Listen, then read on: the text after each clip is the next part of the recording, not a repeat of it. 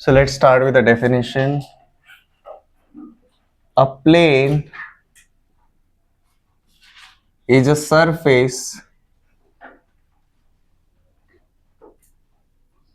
such that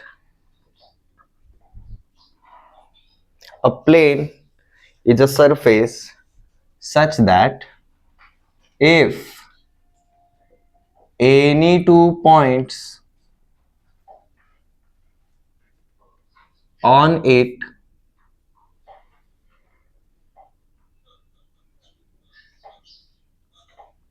when connected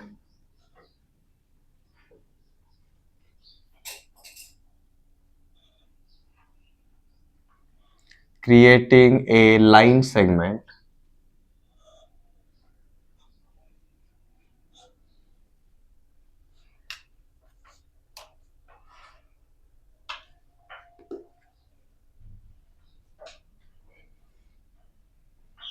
creating a line segment,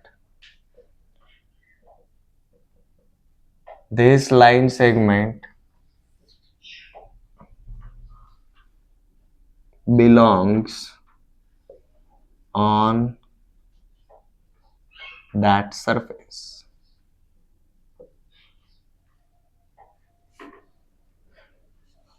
अब ये सिर्फ स्टेटमेंट पढ़ने के बाद समझ में नहीं आएगा, इसलिए छोटे से डायग्राम्स भी बना लो।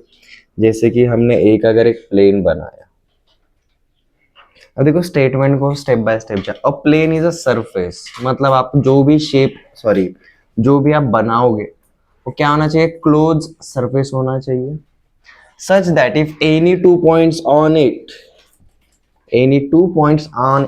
When connected creating a line segment. Let जैसे हमारा ये लाइन सेगमेंट क्या मिला जी हमें? A B.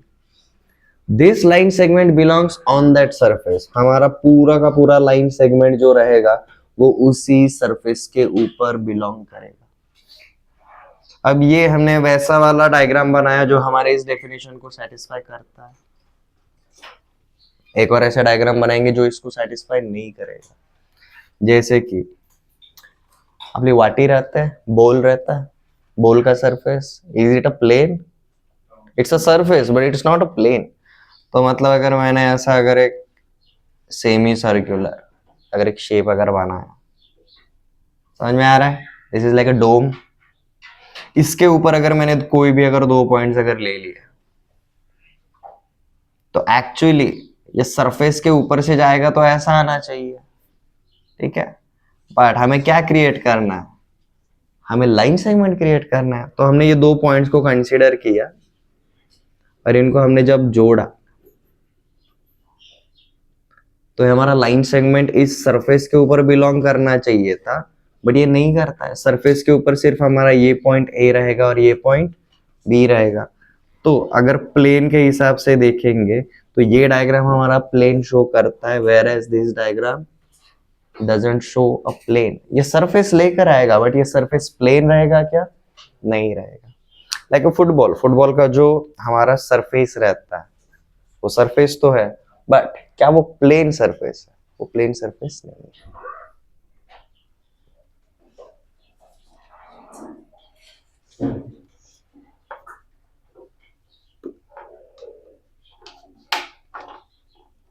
क्या मैं ऐसा ऐसा बोल सकता हूँ यहाँ पर? If any 2 points are considered on a surface then every point on that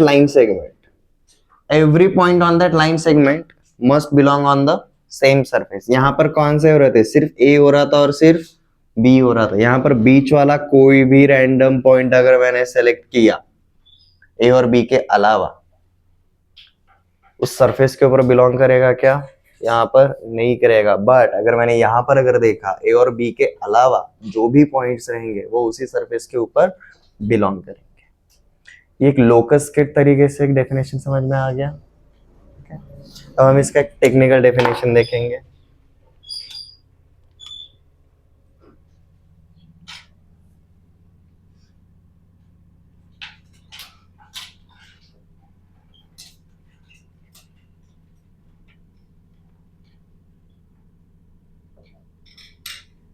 अब हमारा अगर कोई भी स्ट्रेट लाइन रहता है या फिर पॉइंट रहता है या फिर कोई भी शेप रहता है 3D स्पेस में या फिर 2D प्लेन में, हम उसका इक्वेशन बना सकते हैं।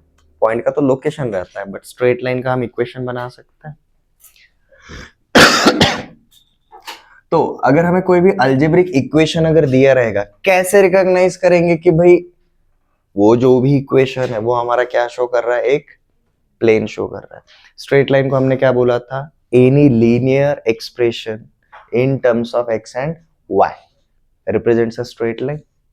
2D में वन डायमेंशन वाला स्ट्रेट लाइन जैसा था वैसे ही 3D में 2D वाला प्लेन रहने वाला है। So any linear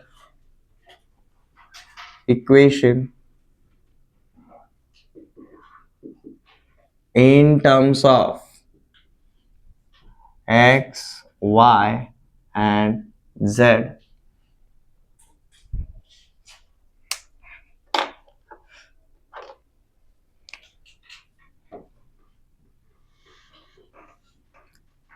represents a plane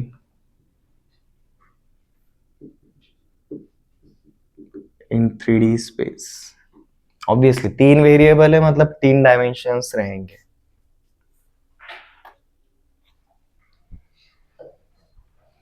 अब इसी का मतलब क्या रहेगा जी,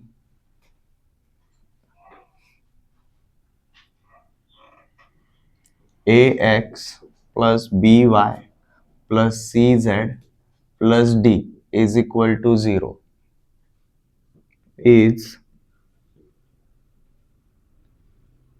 general equation of a plane।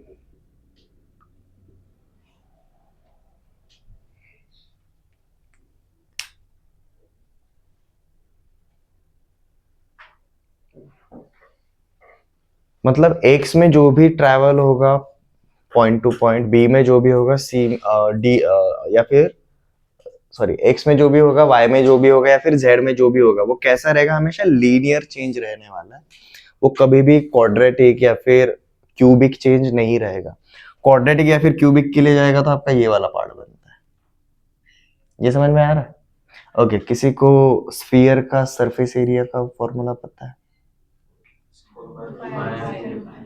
4 pi r square। Now r is a variable here, 4 and pi तो कांस्टेंट है।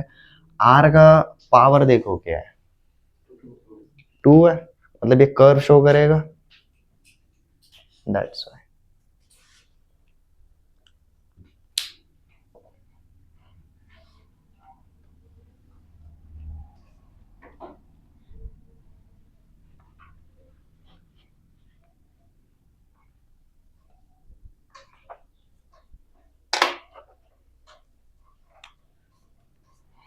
ना लेट जस्ट से हम चेकआउट करेंगे कि भाई ये हमारा जो डेफिनेशन पहला वाला था वो इसको सेटिस्फाई करता है कि नहीं। मैंने ये पॉइंट लिया, पॉइंट ए जिसके कोऑर्डिनेट्स है जी x1 y1 z1, एंड ये लिया जी पॉइंट बी जिसके कोऑर्डिनेट्स है x2 y2 z2। According to our first definition, अगर मैं a एंड b को अगर मैं कनेक्ट करता हूं तो every point on this line segment belong on the same surface। Let just say ये वाला इक्वेशन इस प्लेन को शो करता है, तो x1 y1 z1 इसको सेटिस्फाई करेंगे, x2 y2 z2 भी इसको सेटिस्फाई करेगा। लेट जस्ट से हमने एक बीच में एक रैंडम पॉइंट ले लिया जी c ऐसा पॉइंट है जो a b को कौन से रेशियो में डिवाइड करता है, λ/1। अगर पॉइंट c के कोऑर्डिनेट्स इस इक्वेशन को सेटिस्फाई करेंगे, इसका मतलब पॉइंट c भी इसी प्लेन के ऊपर रहेगा। ठीक है, तो सेक्शन फॉर्मूले के हिसाब से क्या हम c के कोऑर्डिनेट्स निकाल सकते हैं?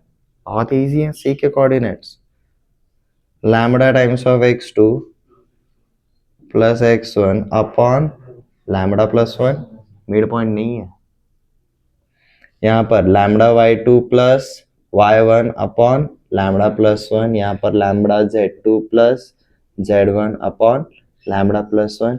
ये क्या रहेंगे जी हमारे पॉइंट c के कोऑर्डिनेट्स रहेंगे। ये अगर सेटिस्फाई होगा हमारी इस इक्वेशन को तो हम क्या बोल सकते हैं कि ये हमारा फर्स्ट वाले डेफिनेशन को फॉलो करता है। So let's continue. Let ax plus by plus cz plus d is equal to 0 is a plane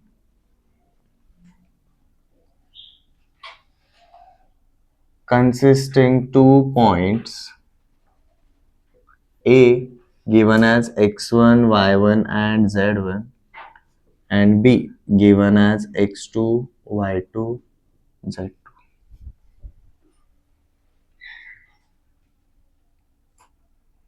If every point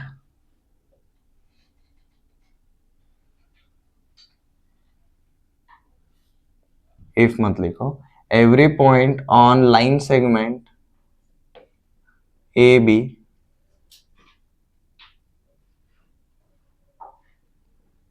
must satisfy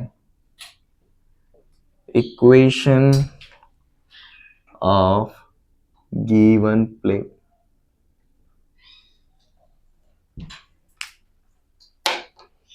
तो देखो पहले स्टेटमेंट की वजह से हमारे दो इक्वेशंस बन जाते हैं. हमारा x1 y1 z1 प्लेन के ऊपर है, x2 y2 z2 भी प्लेन के ऊपर है, तो मैं ऐसा बोल सकता हूँ ax1 plus by1 plus cz1 plus d is equal to 0 for point A. बोल सकते हैं. This is our equation 1. Next x2 y2 z2 भी बिलोंग करता है, तो ax2 plus by2 plus cz2 plus d is equal to 0. ये भी करेगा. अब हम कौन से वाले पॉइंट को लेकर आ जाएंगे जी? बीच वाला point, point C. Let point C belongs on line segment AB,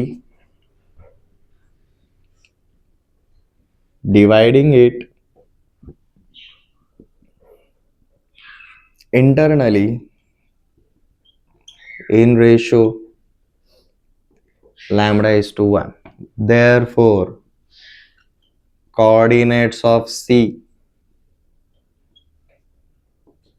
given as coordinates of C हम सीधा लिख सकते हैं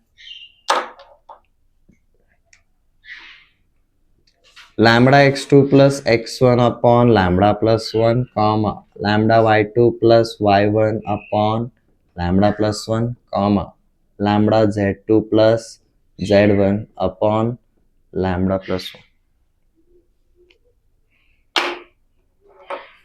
अब कोऑर्डिनेट्स ऑफ C ये भी क्या करने चाहिए जी? सेटिस्फाई करने चाहिए. मतलब LHS में अगर x, y और z की जगह पर अगर ये वैल्यू डाला, मुझे RHS में 0 का 0 ही मिलना चाहिए. ये क्लियर है? Let's start.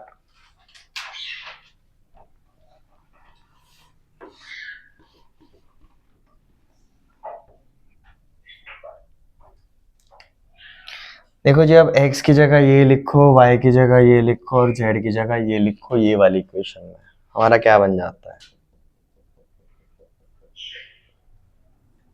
a multiplied with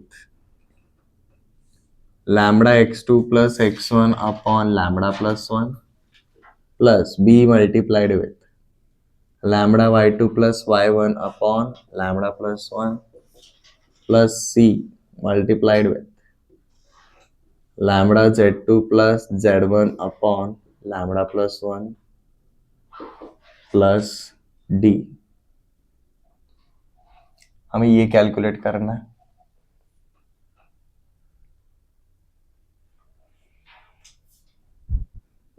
equal to 0 है कि नहीं वो चेकआउट करना है. तो अज्यूम करके चलते भाई इक्वल टू 0 ही है. अब LHS इक्वल टू RHS आता है कि नहीं? सबसे पहले LHS में देखो सबका डिनोमिनेटर सेम है और राइट हैंड साइड में हमारा 0. तो अगर मैंने थ्रू आउट लैम्बडा प्लस 1 से अगर मल्टीप्लाई किया, कुछ फर्क पड़ेगा क्या? नहीं पड़ेगा.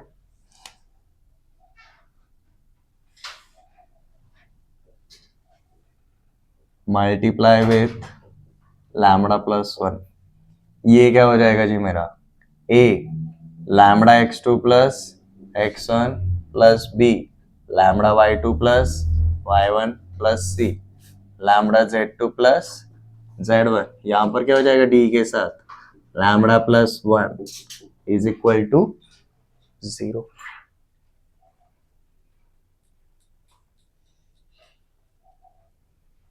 अब देखो हम यहाँ पर क्या करेंगे, ब्रैकेट को ओपन करेंगे, x1 y1 z1 को सेपरेट करेंगे, x2 y2 z2 को सेपरेट करेंगे। कैसे वो देखो, अब a multiplied with x1, b multiplied with y1, c multiplied with z1 और d multiplied with 1।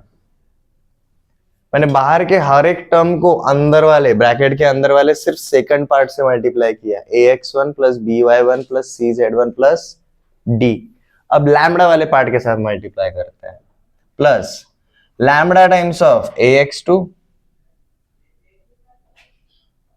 Plus lambda times of by2 plus lambda times of cz2 plus lambda times of d is equal to 0। अब ये चारों term में से हम कुछ common ले सकते हैं, लैम्बडा कॉमन ले सकते हैं, तो देखो क्या हो जाता है ax1 plus by1 plus cz1 plus d plus lambda times of ax2 plus by2 plus cz2 plus d। हम यहां पर आ गए। अब इक्वेशन 1 एंड 2 को देखो और वहां के ब्रैकेट्स को देखो। पहला वाला ब्रैकेट क्या है, ax1 plus by1 plus cz1 plus d, उसका वैल्यू क्या है इक्वल टू 0। मतलब this bracket from equation 1 and 2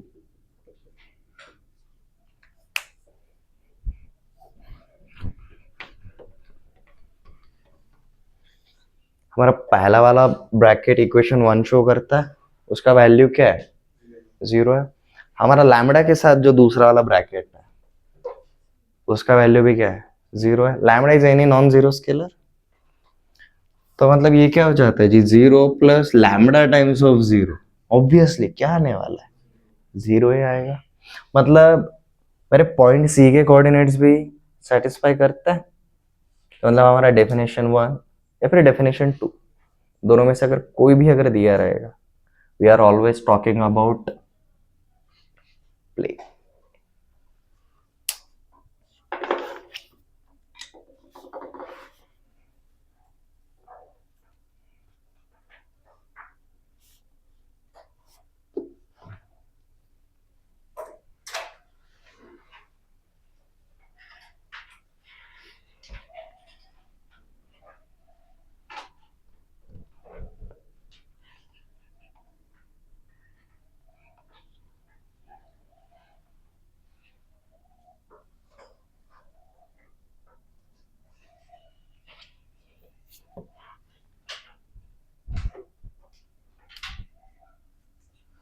अब देखो हमें general equation of a plane तो पता चल गया, any linear equation in terms of x y z क्या रहता है, एक प्लेन का इक्वेशन रहता है, बट उस प्लेन का कौन सा वाला, basically general equation, general format. Straight line में भी हमने यही देखा था, a x plus b y plus c, this is general equation of a straight line. हम कंस्ट्रक्ट करने के तरीके अलग अलग देखे थे, बट ये हमारा जनरल इक्वेशन था। तो let's come to the next point. अब मेरे स्ट्रेट लाइन के ऊपर कोई भी अगर एक पॉइंट रहेगा 2D के अंदर x1 y1, तो ये मेरा ax plus b y plus c इस स्ट्रेट लाइन के इक्वेशन को सेटिस्फाई करता था। तो सिमिलरली अगर मेरा कोई प्लेन रहेगा जिसके ऊपर हमने कोई भी पॉइंट ले लिया जी x1 y1 z1, तो ये ax plus b y plus c z plus d is equal to 0, ये वाली इक्वेशन को सेटिस्फाई करना ही चाहिए। तो मतलब हमें अगर कोई भी सिंगल पॉइंट अगर दिया रहेगा तो इक्वेशन ऑफ प्लेन क्या बन जाता है। So next concept is equation of plane passing through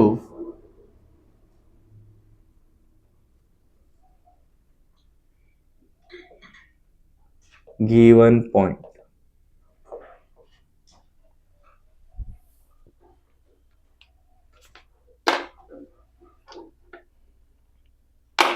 अब एक पॉइंट के थ्रू कितने स्ट्रेट लाइंस जाते हैं, डेफिनेट, एक पॉइंट के थ्रू कितने प्लेन्स जाएंगे? इनफाइनाइट। इनफाइनाइट मतलब हमारा प्लेन का जो इक्वेशन रहेगा वो टोटली किसके ऊपर डिपेंड करेगा जी? ए बी एंड सी के ऊपर। ये जो कांस्टेंट टर्म रहता है वो तो सिर्फ लोकेशन जस्टिफाई करता है। So let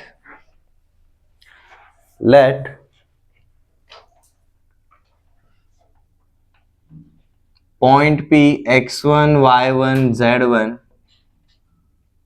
belongs on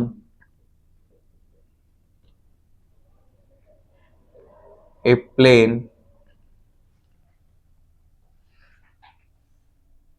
ax plus by plus cz plus d, then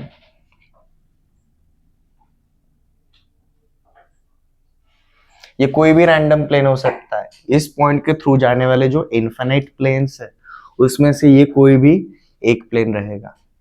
then a in bracket x minus x1 plus b in bracket y minus y1 plus c in bracket z minus z1 equal to 0 is any plane through x1 comma y1 comma z1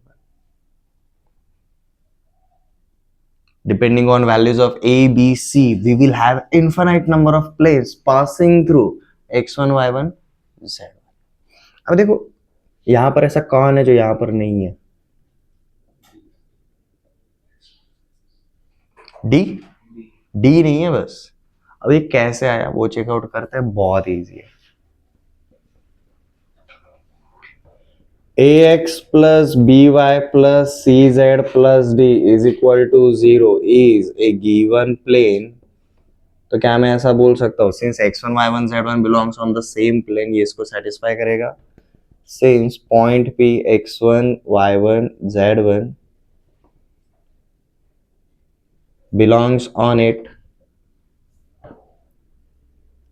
we have ax1 plus by1 plus cz1 plus d is equal to 0 हो गया।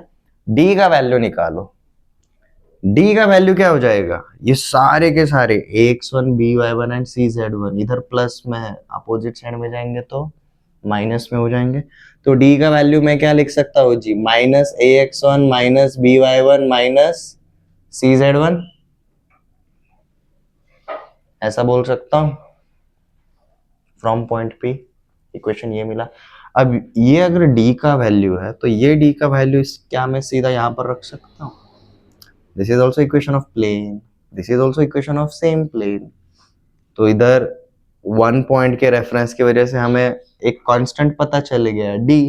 तो d का value हमें x1 y1 z1 में जो भी मिला, क्या मैं इसको गिवन प्लेन की इक्वेशन में रख सकता हूँ? Put it in equation of plane. देखो पुट करने के बाद क्या हो जाता है।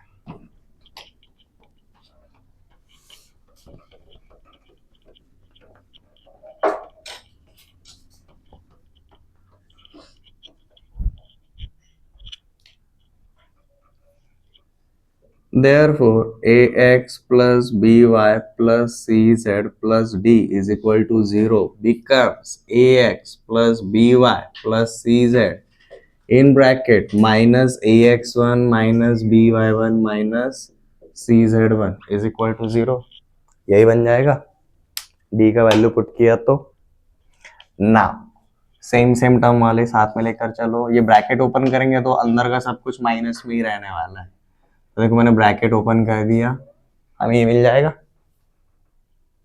Now ax minus ax1 a common ले लिया तो x minus x1, by minus by1 b common ले लिया तो y minus y1, cz minus cz1 तो c कॉमन ले लिया z minus z1 is equal to 0।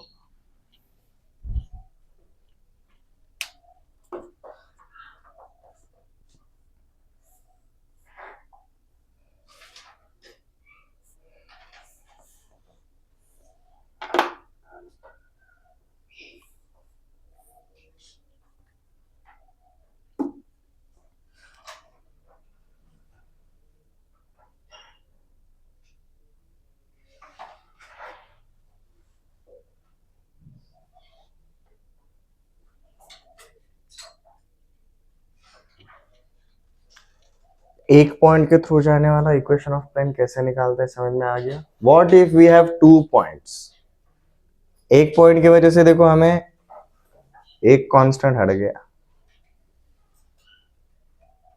ठीक है। अब आते हैं जी सिंपल क्वेश्चन के ऊपर। एक पॉइंट के थ्रू हमारे कितने प्लेन्स जाते हैं बोला आपने, इनफिनिट जाते हैं। एक लाइन के थ्रू कितने प्लेन्स जाते हैं, एक लाइन के दो एंड पॉइंट्स पकड़ ले चलो, दो पॉइंट से कितने प्लेन्स जाएंगे, दो पॉइंट्स। एक पॉइंट के थ्रू, ओनली सिंगल पॉइंट के थ्रू हमारे इनफिनिट नंबर ऑफ प्लेन्स जाते हैं, टोटली एग्री, बराबर है ओनली वन के लिए। But what if I have 2 points, 2 points के थ्रू कितने जाएंगे। अब देखो 2 पॉइंट के थ्रू जाना है तो मैंने 2 पॉइंट को क्या कर लिया जी, सबसे पहले कनेक्ट कर दिया। तो इसके थ्रू कितने प्लेन्स जाएंगे, इनफिनिट जाएंगे ना इसके थ्रू भी, क्योंकि ये स्टिल वन डायमेंशन वाला ही है। प्लेन कितना रहता है, 2 डायमेंशन वाला एलिमेंट रहता है। 2 डायमेंशन वाला एलिमेंट बनाने के लिए हमें कितने पॉइंट्स चाहिए रहते हैं, हिंट देता हूं। प्लेन फिगर कब मिलता है, जब ट्रायंगल बनता है तभी प्लेन फिगर मिलता है, जिसके लिए हमें कम से कम कितने पॉइंट्स चाहिए, 3 पॉइंट चाहिए। तो एक पॉइंट के थ्रू इनफिनिट प्लेन्स जाते हैं, 2 पॉइंट्स के थ्रू इनफिनिट प्लेन्स जाते हैं, बट 3 पॉइंट के थ्रू एक अकेला यूनिक प्लेन जाता है। स्ट्रेट लाइन में देखो क्या हुआ था, 1 पॉइंट के थ्रू इनफिनिट लाइन जाती है, बट 2 पॉइंट के थ्रू जाने वाला लाइन यूनिक होता है। प्लेन के लिए भी वैसे ही है, प्लेन 3D में एग्जिस्ट करता है वैरायटी में, इसलिए अब यहाँ पर 2 पॉइंट नहीं, यहाँ पर कितने पॉइंट्स लगेंगे, 3 point. Infinite planes, unique plane. तो एक यूनिक प्लेन बनाने के लिए हमें कितने पॉइंट्स की जरूरत रहेगी, 3।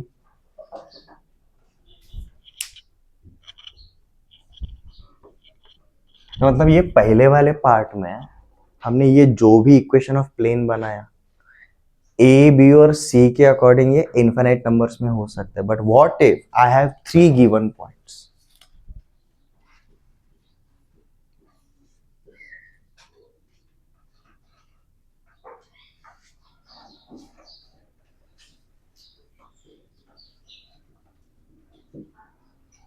यहां पर हमारे नंबर ऑफ प्लेन्स इनफिनिट बनते थे सिंगल गिवन पॉइंट के थ्रू, बट अगर 3 गिवन पॉइंट्स रहेंगे, यहां पर हमारा जो भी इक्वेशन ऑफ प्लेन बनेगा वो कैसा बनेगा जी, यूनिक बनेगा। ये क्यों समझ में आ रहा है, हमने अभी थ्योरी को जो डिस्कस किया वो, y1 के थ्रू इनफिनिट एंड 2 के थ्रू इनफिनिट बट 3 के थ्रू यूनिक। आपका नोटबुक का जो बाइंडिंग है ना वो पकड़ के चलो, top and bottom edge 2 points हो गए। आपके सारे के सारे जो नोटबुक के पेजेस है वो उसी पॉइंट्स के थ्रू जा रहे हैं, तो 2 पॉइंट्स के थ्रू हमारे कितने जाते हैं जी, प्लेन्स इनफिनिट जाते हैं। So let point A x1, y1, z1, point B x2, y2, z2 and point C x3, y3, z3।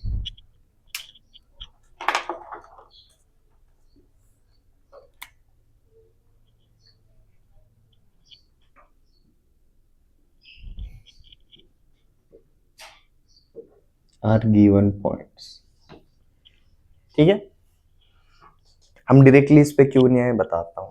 अब पहले वाले के हिसाब से अगर मेरा कोई भी प्लेन x1, y1 और z1 के थ्रू अगर जा रहा है तो उसका इक्वेशन तो हमें पता है, बराबर। तो मैं पॉइंट ए के थ्रू जाने वाले जो इनफिनाइट नंबर ऑफ प्लेन्स है उसका इक्वेशन यहीं से बना सकता हूं, like for point A. Equation of plane क्या हो जाएगा हमारा, यही रहेगा, equation of plane a multiplied with x minus x1 plus b into y minus y1 plus c into z minus z1 is equal to 0। ये मिल जाएगा for point A. According to previous concept, क्योंकि एक point के through जाने वाला equation हम बना सकते हैं। हमें कितने पॉइंट के थ्रू जाने वाला बनाना है? अब 3। एक का तो पता चल गया। अब मेरा सिंपल क्वेश्चन नेक्स्ट जाने से पहले, अगर ये मेरा x2 y2 z2 and x3 y3 z3 अगर इसी प्लेन में बिलोंग करता है, तो क्या मैं यहां पर x, y और z की जगह पर इनके कोऑर्डिनेट्स रख सकता हूं? अगर b एंड c उसी प्लेन में रहते हैं तो ये उसी प्लेन के इक्वेशन को सेटिस्फाई भी करेंगे। तो मतलब ये हो जाएगा जी हमारा equation 1 from previous concept, if point B x2, y2, z2 and point C x3, y3, z3 belongs on same plane,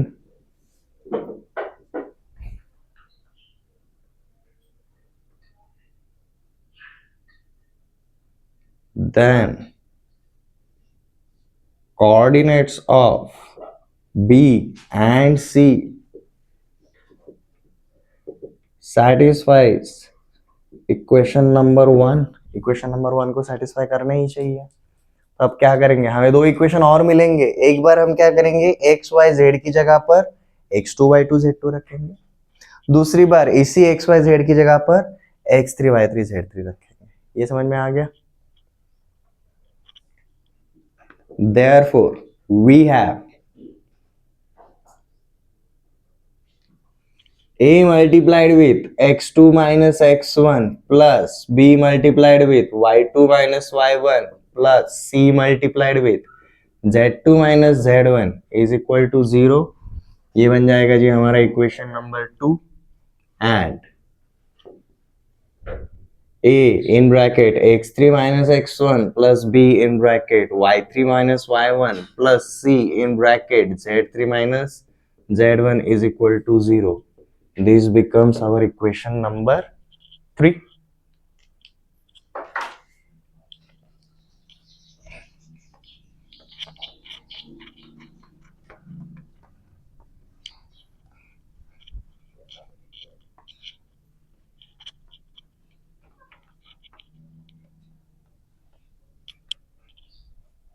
ये तीनों इक्वेशन कैसे बने समझ में आ रहा है? पहला इक्वेशन अपना सीधा प्रीवियस कंसेप्ट से, एक पॉइंट के थ्रू जाने वाला प्लेन बनाना काफी easy. ax plus b y plus c z plus d, d को हटा दो, x के साथ x माइनस x1, b के साथ y माइनस y1, c के साथ z माइनस z1 लिख दिया।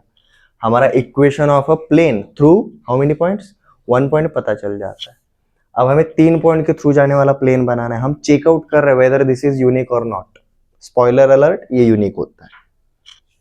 पॉइंट ए के थ्रू जाने वाला इक्वेशन हमने क्विकली बना लिया according to previous concept. And अगर बी एंड सी उसी प्लेन पे बिलोंग कर रहे हैं तो भाई एक्स वाई और जेड को बी एंड सी के कोऑर्डिनेट सेटिस्फाई करने चाहिए। उसकी वजह से हमें क्या मिलेगी, इक्वेशन 2 एंड 3। अब देखो इक्वेशन 1, 2 एंड 3 के ऊपर फोकस करो। एक्स वाई जेड तो वेरिएबल है, x1 y1 z1, x2 y2 z2 and x3 y3 z3 पता रहेंगे। हमारे अननोन क्या बचे? a b and c। कितने अननोन है? And how many equations do we have? 3 equations, 3 unknown. इसका मतलब a b और c का कैसा वैल्यू मिलेगा? काफी यूनिक वैल्यू मिलेगा। और अगर a b c का अगर यूनिक वैल्यू मिलेगा तो ऑब्वियसली ये प्लेन भी क्या हो जाएगा, यूनिक हो जाएगा। पहली जगह पर a b c का कोई यूनिक वैल्यू निकाल सकते थे क्या? हम नहीं निकाल सकते थे, इसलिए that's we had infinite planes.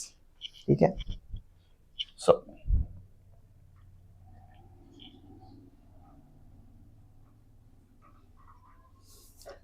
solving equation 1, 2 and 3। इसको हम सॉल्व कैसे करेंगे जी, बताओ मेरे को। हमें 2 इक्वेशन 2 अननोन को सॉल्व करना आता है। 3 इक्वेशन 3 अननोन को हम कैसे सॉल्व करते हैं? हिंट देता हूं, determinant.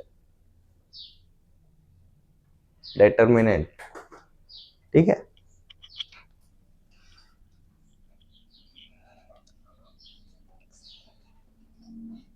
Equation of plane is given by determinant of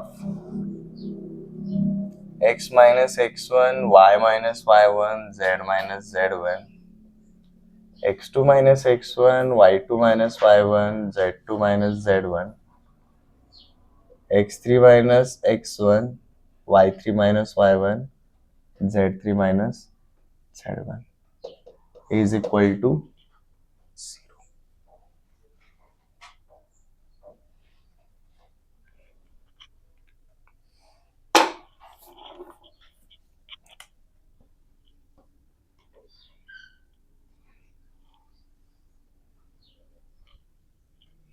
ये जो बॉक्स बनाया है ये क्या शो करता है जी?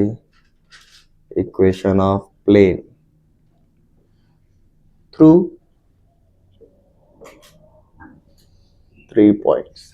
हम इसके ऊपर वापस से आने वाले हैं. ये दोनों कंसेप्ट का एक ही मतलब था बताने का. एक पॉइंट के थ्रू इनफिनिट प्लेन जाते हैं. प्लेन को यूनिक बनने के लिए हमें कितने पॉइंट्स की जरूरत होती है? 3. बट अगेन ये 3 कैसे पॉइंट्स होने चाहिए? कोलिनियर या नॉन कोलिनियर? Non collinear. ठीक है, नॉन कोलिनियर. क्योंकि कोलिनियर पॉइंट्स क्या बनेंगे? लाइन बनेंगे. हमें प्लेन चाहिए. 3 पॉइंट्स प्लेन कब बनाते? जब वो ट्रायंगल बनाते हैं. ट्रायंगल के लिए हमें कैसे पॉइंट चाहिए? नॉन कोलिनियर चाहिए.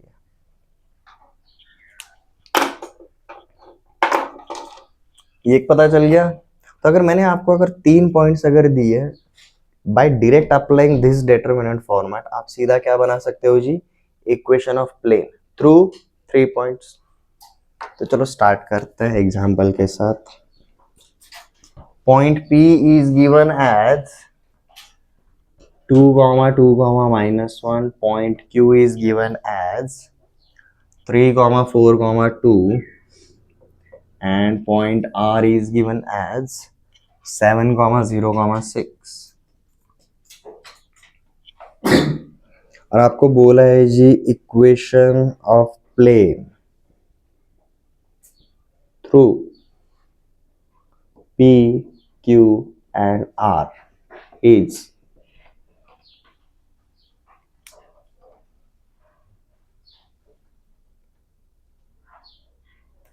अब बहुत सारे स्टूडेंट्स को डाउट रहता है, सर ये पहले वाले रो में x माइनस x1 ही लेना है क्या? जरूरी नहीं. आप x minus x2, y minus y2, z minus z2 भी कर सकते हो.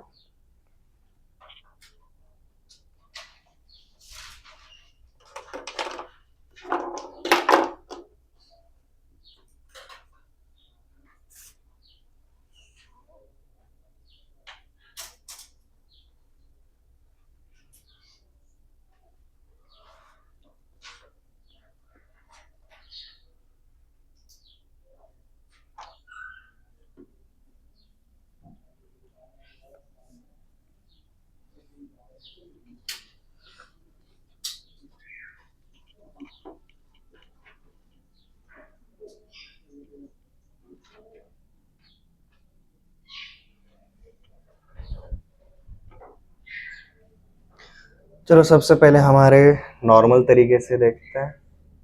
पॉइंट P के थ्रू जाने वाला इक्वेशन क्या मैं ऐसा बना सकता हूं? A multiplied with, this is for point P, सिर्फ एक पॉइंट के लिए. A multiplied with x minus 2 plus B multiplied with y minus 2 plus C multiplied with z plus 1 is equal to 0. क्या मैं ऐसा बोल सकता हूं?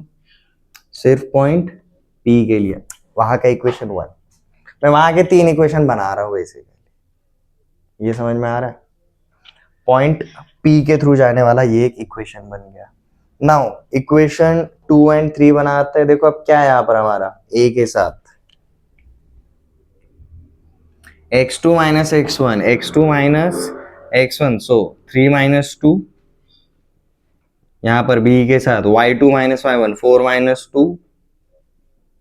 और यहाँ पर C के साथ z2 minus z1, 2 minus minus 1, 3. So C 2 plus 1 is equal to 0. ये क्या हो जाता है जी मेरा? 1 है plus 2b plus 3c is equal to 0. ये क्या हो जाएगा जी मेरा? This is equation 1, this is equation 2. Next equation number 3 देखो क्या है. x3 माइनस x1 मतलब r माइनस p के साथ करना पड़ेगा। तो a मल्टीप्लाइड विथ 7 माइनस 2 5, तो 5 times of a plus 0 minus of -2 -2 times of b plus 6 minus of -1 मतलब 7c 7c, this also equals to what? 0.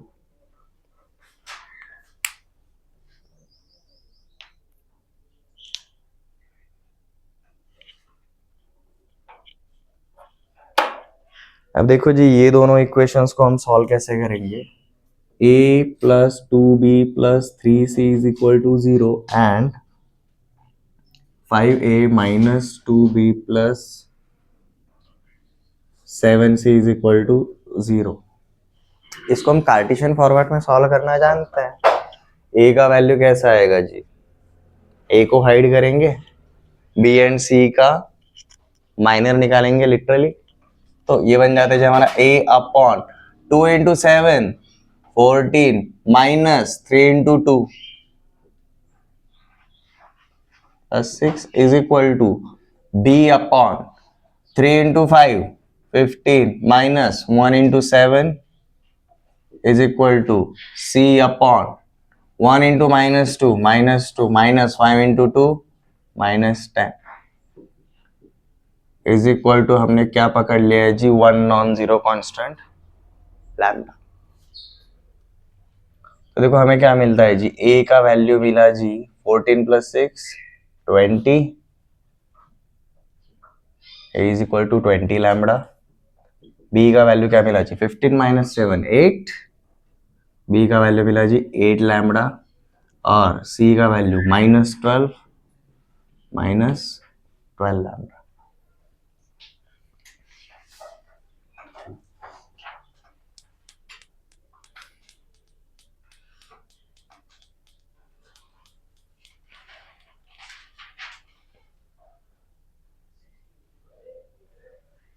अब हम इक्वेशन 2 या फिर इक्वेशन 3 दोनों में से किसी भी एक जगह पर ये ए बी सी का वैल्यू लेकर आएंगे। ये क्यों करा, क्योंकि अब देखो a का वैल्यू किसके अंदर है, लैम्डा के अंदर, b का भी लैम्डा के अंदर, c का भी लैम्डा के अंदर।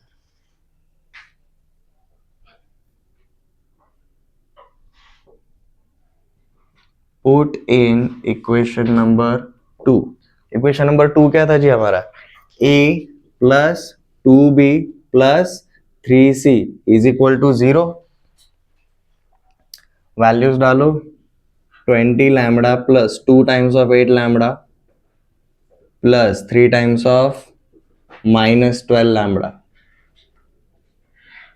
Is equal to 0। क्या यहां से हमें लैम्डा का वैल्यू मिल जाएगा?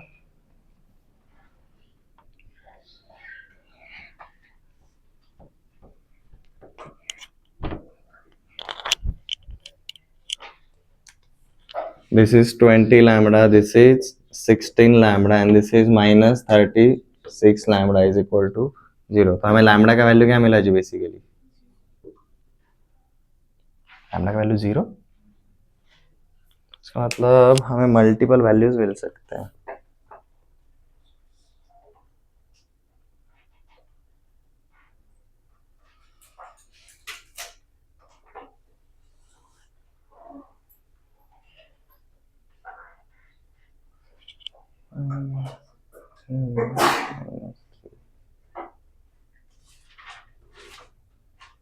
ये तो यहाँ पर हमेशा सेटिस्फाई करेगा ही करेगा, हमें किसी और इक्वेशन में डाल के चेक करना पड़ेगा। इक्वेशन 2 में मत डालो, ये हमने ऑलरेडी ए बी सी का वैल्यू 2 एंड 3 से ही निकाला ना, उसमें मत डालो, पहले में डालो।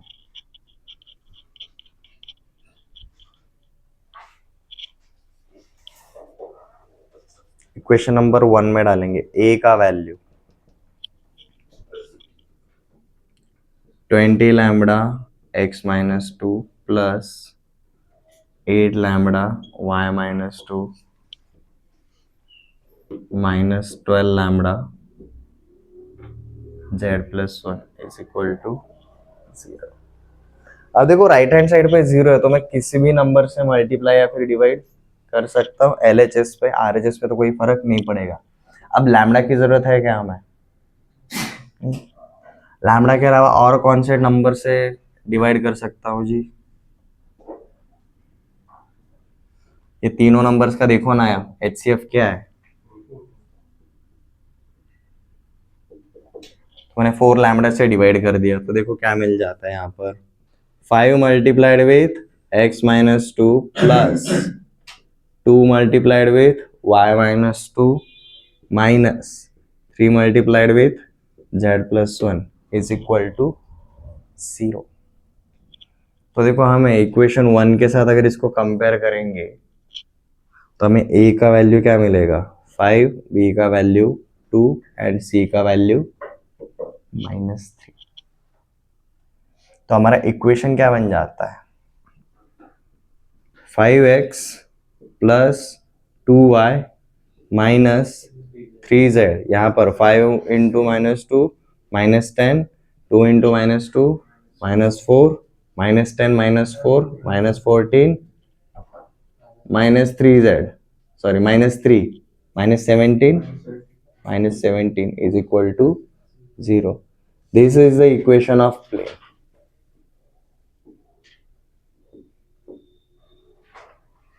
अब ये पहले वाले मेथड से गए तो लाइक 1 2 3 इक्वेशन बनाते हुए, अदरवाइज सबसे सिंपल तरीका इसमें डाल दो, इसमें डाल दिया, सिर्फ कैलकुलेशन करना है आपको, अल्टीमेटली वही मिलने वाला है। इसके थ्रू भी देखते हैं।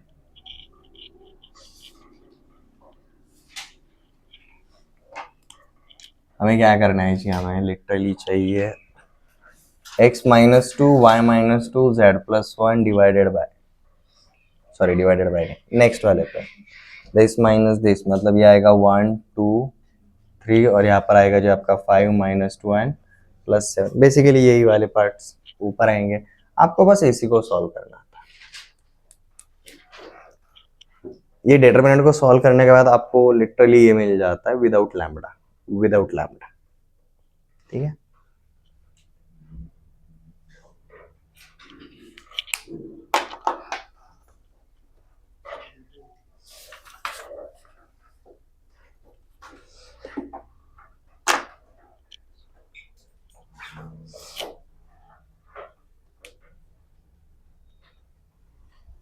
अब देखो एक बात तो पता चल गई, 3 पॉइंट्स के थ्रू जाने वाला एक प्लेन कैसा रहता है, यूनिक होता है।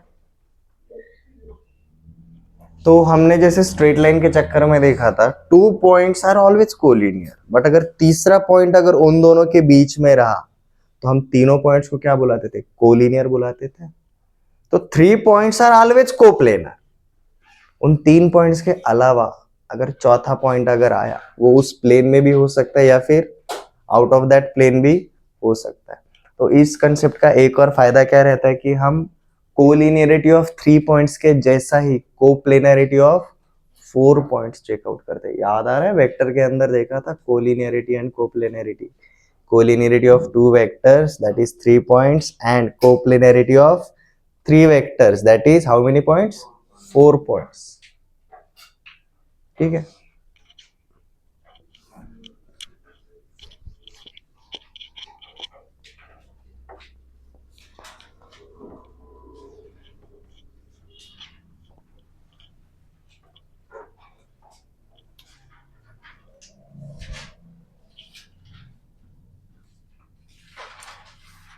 चेक इफ, आपको पॉइंट्स बता रहा हूं 0, -1, -1,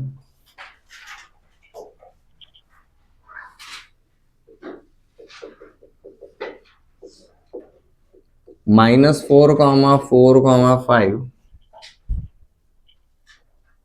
5 नहीं +4 ही ले लो, -4, 4, 4, next point is 4, 5, 1 and 3, 9, 4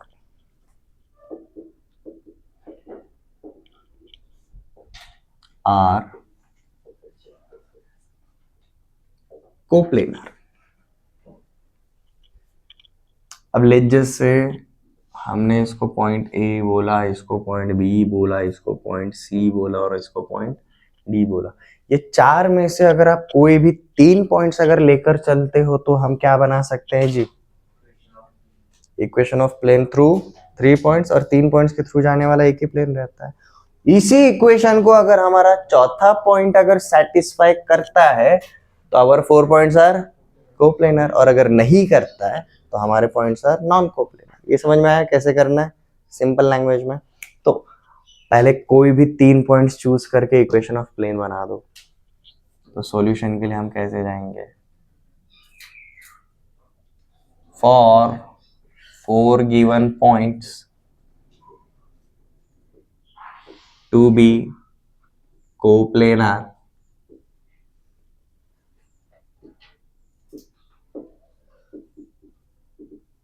fourth point must satisfy equation of plane through 3 given points। ये तो कंडीशन है, 4 पॉइंट्स को अगर कोप्लेनर रहना है तो भाई चौथे पॉइंट को 3 पॉइंट के थ्रू जाने वाले प्लेन से सेटिस्फाई तो करना ही पड़ेगा, और 3 पॉइंट्स के थ्रू जाने वाला प्लेन हमें बनाना आता है।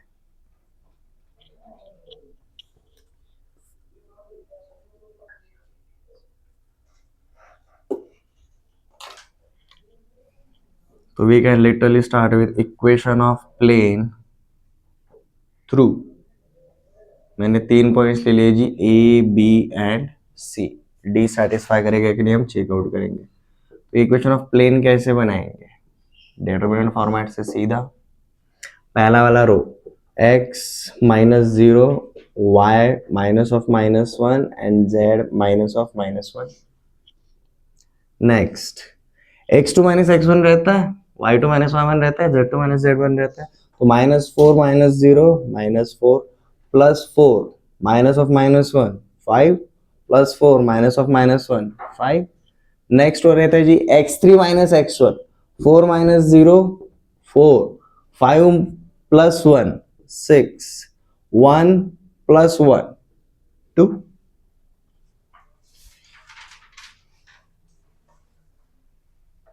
सबको यही मिला? एक बार क्रॉस चेक कर लो। ओके, अब इसको सिर्फ सॉल्व करना है जी। x multiplied with 5 × 2 10 -6 × 5 30 plus y +1 multiplied with 5 × 4 20 4 -4 × 2 -8, तो ये हो जाएगा +8 plus z +1 multiplied with -4 × 6 -24 4 × 5 -20 is equal to क्या होना चाहिए जी? 0। हमें बस अब इसको सिंप्लीफाई करना है। This is -20, this is 28, this is -44। 4 से डिवाइड होते हैं जो भी आपके नंबर्स है। अगर स्मॉल स्केल पे लेकर जा सकते हो तो प्लीज डू दैट। 4 से डिवाइड कर दिया मैंने थ्रू आउट, तो हो जाएगा मेरा x times of -5 plus y +1 times of +7 plus z +1 times of -11 is equal to 0। करो -5x यहाँ पर, 7y + 7 यहाँ पर, -11z -11 इज इक्वल टू 0। देखो आपको क्या मिलता है, इफ अगर आप x का कोएफिशिएंट अगर पॉजिटिव चाहते हो आप शुरुआत से ही माइनस साइन मल्टीप्लाई करके भी जा सकते हो, योर चॉइस। तो हमें मिलता है जी -5x + 7y -11z, सारे के सारे कॉन्स्टेंट्स, +7 -11 -4 इज इक्वल टू 0। ये हमारा क्या मिलेगा जी? Equation of plane through point a b and c. Now fourth point के कोऑर्डिनेट्स इसको सेटिस्फाई करते हैं कि नहीं हमें चेकआउट करना है जी। पॉइंट डी गिवन है 3, 9, 4, इसको सेटिस्फाई करता है क्या? देखो x की जगह 3 डालो, y की जगह 9 डालो, z की जगह 4 डालो। -15, 9 7 63, 4 -44, -44, -4, -48, -15, -63, -63 + 63 सेटिस्फाई होता है, ठीक है।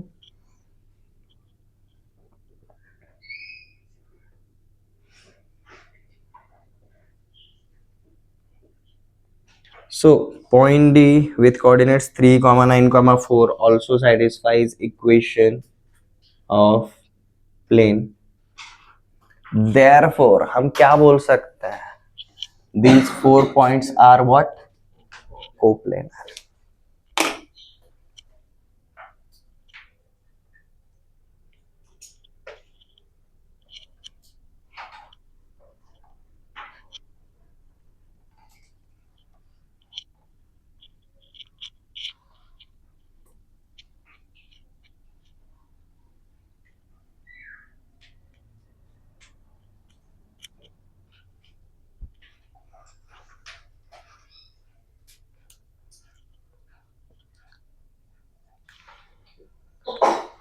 हो गया नोट डाउन सबका?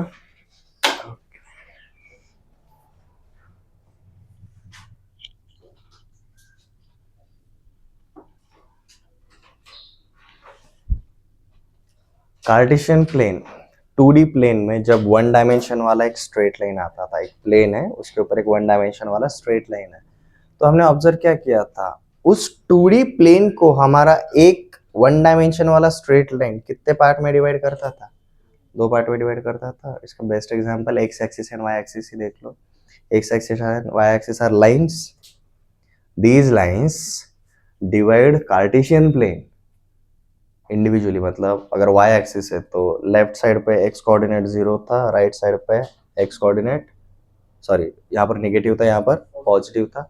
x axis is a line, उसके ऊपर सारे y कोऑर्डिनेट्स पॉजिटिव थे, उसके नीचे सारे के सारे y कोऑर्डिनेट्स नेगेटिव थे। तो बेसिकली उन्होंने कार्टेशियन प्लेन को कितने पार्ट में डिवाइड किया था? एक लाइन ने 2 पार्ट में। सेम थिंग अब 3D स्पेस में अगर कोई भी एक प्लेन रहता है, उसका एक एग्जांपल भी मैंने आपको दिया था, like a cake. One cake is a 3D model, और आपका जो नाइफ रहता है वो मतलब एक प्लेन है। आप जब एक प्लेन से कट करोगे एक 3D स्पेस में, आपका एक प्लेन एक 3D स्पेस को कितने पार्ट में डिवाइड करता है? 2 पार्ट में डिवाइड करता है, ठीक है। साथ में हमने एक और देखा था, जब हमारा 2D प्लेन था,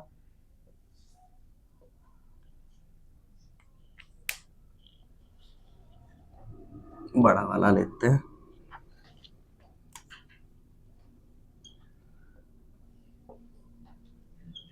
जब हमारा 2D प्लेन था और उसके यहाँ पर उसके ऊपर जब एक लाइन आता था, आइदर वो y एक्सिस को पैरेलल है या फिर वो x एक्सिस को पैरेलल है।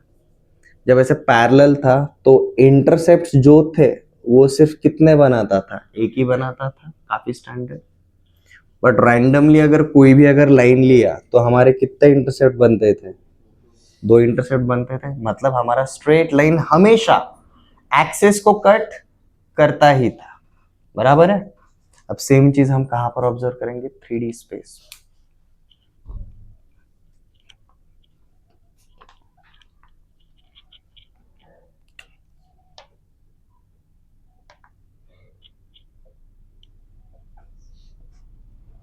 यहाँ पर मेरा पीछे -z एक्सिस जा रहा है, यहाँ पर -x एक्सिस जा रहा है, और यहाँ पर -y एक्सिस जा रहा है। This is x, this is y, this is z। अब यहाँ पर मेरा जब भी कोई प्लेन एग्जिस्ट करेगा वो एटलीस्ट कितना एक्सिस को कट करेगा? 1 एक्सिस को कट करेगा। मतलब जैसे कि XY प्लेन, ये वाला XY प्लेन है, XY प्लेन पे कौन जीरो होता है? Z जीरो रहता है। बट XY प्लेन को परपेंडिकुलर भी Z एक्सिस ही होता है। तो XY प्लेन को पैरेलल अगर मैंने कोई भी लिया तो वो सिर्फ कौन से एक्सिस को कट करेगा जी? Z एक्सिस को कट करेगा, सिंगल। अगर मैंने YZ प्लेन को अगर परपेंडिकुलर अगर प्लेन लिया तो वो भी कितना, मतलब देखो यहाँ पर हमें कितने मिला, एक ही मिला, एक ही एक्सिस पे कट हुआ, यहाँ पर भी एक ही एक्सिस पे कट हुआ। व्हाट इफ मैंने जेड एक्सिस को पैरेलल प्लेन निकाला, पैरेलल प्लेन मतलब एक ऐसा प्लेन जो कुछ इस तरीके से जा रहा है, इसको इधर कट कर रहा है और इसको लेट से इधर कट कर रहा है, जेड एक्सिस को कट नहीं कर रहा है, उसको पैरेलली जा रहा है, बट हमारे कौन से वाई और एक्स एक्सिस को कट कर रहा है। तो हमारे यहाँ पर तीन केसेस बनते हैं। हमारा जो प्लेन रहेगा, अगर किसी एक प्लेन को पैरेलल है, मतलब एक्स वाई प्लेन को पैरेलल है, या फिर वाई जेड प्लेन को पैरेलल है, या फिर एक्स जेड प्लेन को पैरेलल है। एक्स वाई प्लेन को पैरेलल है मतलब वो किसके साथ इंटरसेक्ट करेगा, जेड के साथ। वाई जेड को पैरेलल है तो एक्स एक्सिस के साथ, एक्स जेड को पैरेलल है तो वाई एक्सिस के साथ। ऐसे केसेस में अगर वो एक एक्सिस को इंटरसेप्ट कर रहा है तो हमारे कितने इंटरसेप्ट्स बनेंगे जी, ओनली वन इंटरसेप्ट। वही प्लेन अब एक्स एक्सिस को अगर पैरेलल है, या फिर वाई एक्सिस को पैरेलल है, या फिर जेड एक्सिस को पैरेलल है, एक्स एक्सिस को अगर पैरेलल रहेगा तो वो वाई एंड जेड एक्सिस को कट करेगा, वाई को अगर पैरेलल रहेगा तो वो एक्स एंड जेड एक्सिस को कट करेगा, जेड को अगर पैरेलल रहेगा तो एक्स एंड वाई एक्सिस को कट करेगा। अब देखो दो एक्सिस को कट कर रहा है तो हमारे इंटरसेप्ट्स कितने बनेंगे, दो इंटरसेप्ट्स। ये काफी स्टैंडर्ड सिचुएशंस। बट हमारा जो नॉर्मल प्लेन रहता है, रैंडम प्लेन, वो हमारे तीनों के तीनों एक्सिस को कट करेगा ही करेगा। तो इसलिए हम क्या बोलते हैं, minimum number of intercepts made by plane is 1, maximum number of intercepts made by are 3।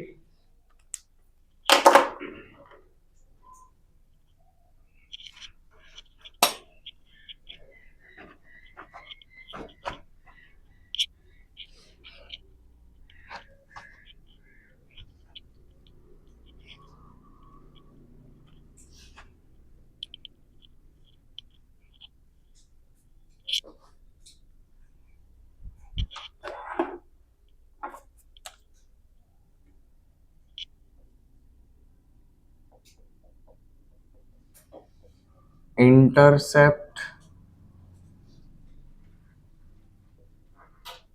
form of a plane।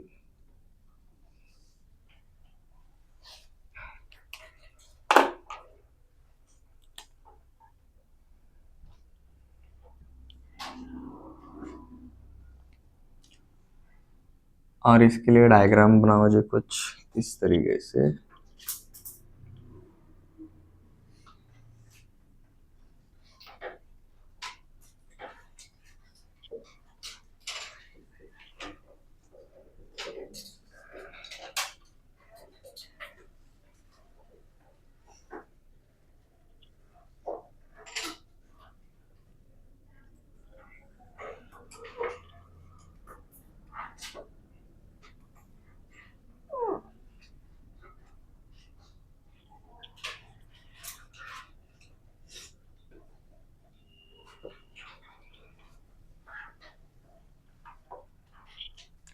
मैंने प्लेन मतलब क्या लिया, अब एक ट्रायंगल ही ले लिया।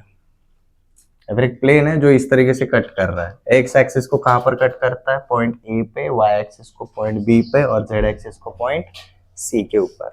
ठीक है, तो यहां पर ए के कोऑर्डिनेट्स क्या रहेंगे, a,0,0, बिकॉज एक्स एक्सिस के ऊपर सिर्फ एक्स कोऑर्डिनेट रहता है, वाई एक्सिस के ऊपर 0,b,0, जेड एक्सिस के ऊपर 0,0, सी। अब ये ए बी एंड सी क्या रहेंगे, ए मतलब ये वाला लेंथ है, this is our length A, this is our length B, and this is our length C. These are intercepts. हमारा प्लेन तीनों एक्सिस को जिन पॉइंट्स पे कट करता है, ओरिजिन से उन पॉइंट तक का जो डिस्टेंस रहता है, it is called as intercept. Straight line में जैसा देखा था वैसा ही है।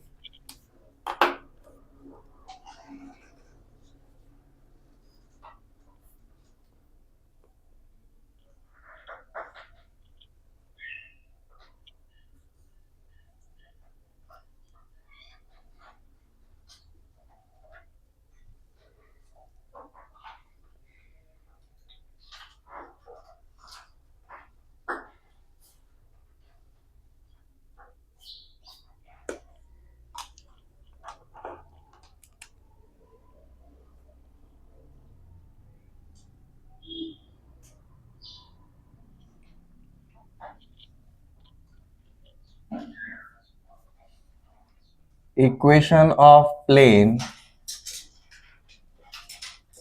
making intercepts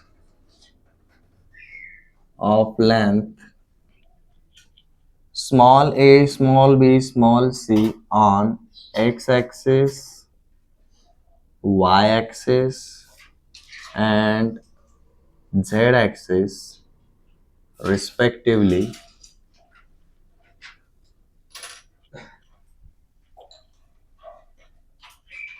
is given as x upon a plus y upon b plus z upon c is equal to 1.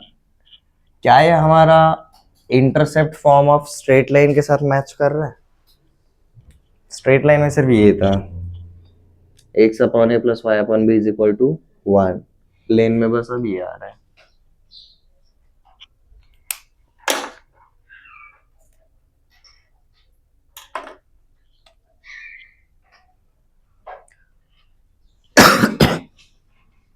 और देखो डायग्राम में ऐसा डिटेल में बनाओ, हमें बच्चों वाली चीजें मेंशन करने की जरूरत नहीं पड़नी चाहिए. Like o a is equal to small a, o b is equal to small b and o c is equal to small C.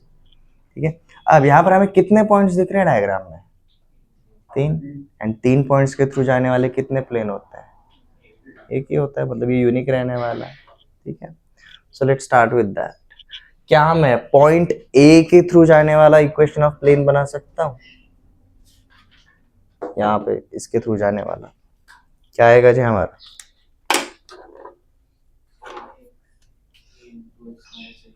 Late जैसे हम क्या करते हैं जी, हमारा p x plus q y plus r z plus s is equal to 0, ऐसा equation of plane assume करके चलते हैं, क्योंकि 3 पॉइंट के थ्रू जाने वाला तो एक ही प्लेन. तो अकॉर्डिंग टू दिस हम पॉइंट ए के थ्रू जाने वाला इक्वेशन बना सकते हैं कि नहीं? बराबर है. हमारा ये क्या बनेगा जी? फॉर पॉइंट ए ये क्या बन जाएगा जी? P in bracket x minus x1 plus Q in bracket y minus y1 plus R in bracket z minus z1 is equal to 0. Values डाल लो जी. Plus Q multiplied with y minus 0 plus R multiplied with z minus 0 is equal to क्या हो जाएगा जी? 0 हो जाएगा.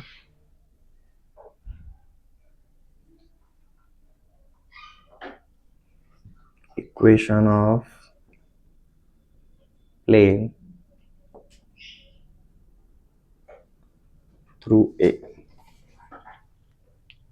क्या सिमिलर तरीके से हम इक्वेशन 2 एंड इक्वेशन 3 बना सकते हैं? याद है वो x2 minus x1 x3 minus x1 वाले पहले 3 इक्वेशंस.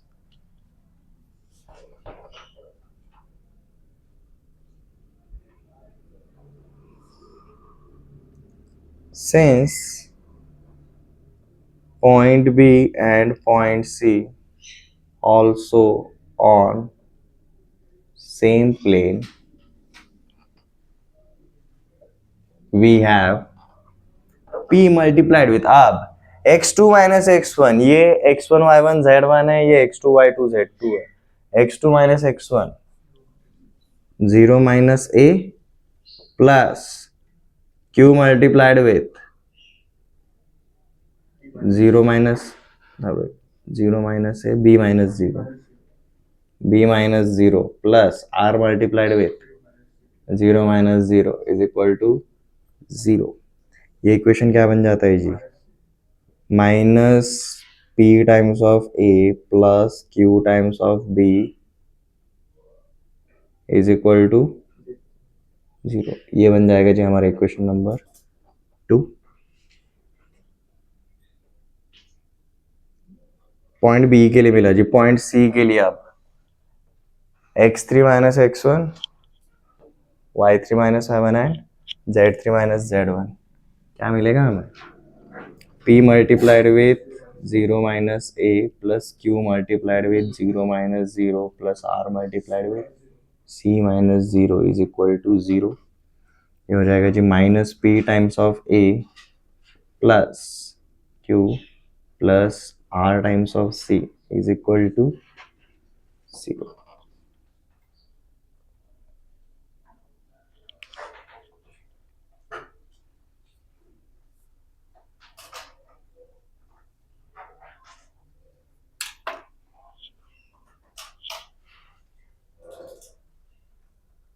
तो इक्वेशन 2 एंड 3 को एक प्रॉपर फॉर्मेट में लिख लेते हैं।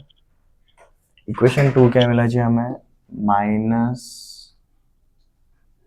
a multiplied with p plus q multiplied with b plus r multiplied with 0 is equal to 0 and p multiplied with minus a plus q multiplied with 0 plus r multiplied with c is equal to 0। क्या यहाँ पर हम p and q and r के values निकाल सकते हैं? p का value निकालना है, यहाँ से शुरुआत करेंगे। So p upon b into c minus 0 into 0 bc is equal to q upon 0 into minus a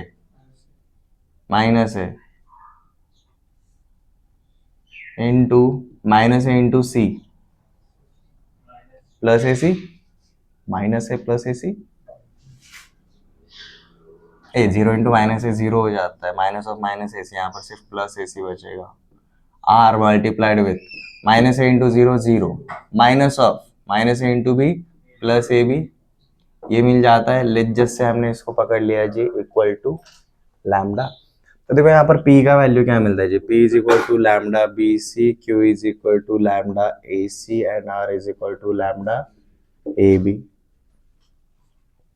अब ये तीनों वैल्यूज हम कहां पर पुट करेंगे जी, पुट इन इक्वेशन 1। इक्वेशन 1 मतलब इसमें हम पुट करेंगे। लैम्डा कैंसिल हो जाएगा आपका, देखो। So lambda b c multiplied with x minus x1 plus lambda a c multiplied with y minus y1, x minus a था यहाँ पे, sorry, y minus 0 plus lambda a b multiplied with z minus 0 is equal to 0।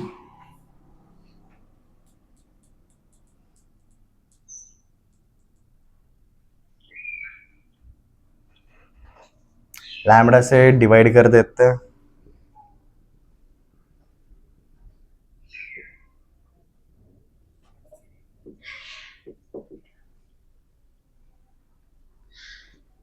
तो x minus a times of b c plus y times of a c plus z times of a b is equal to 0।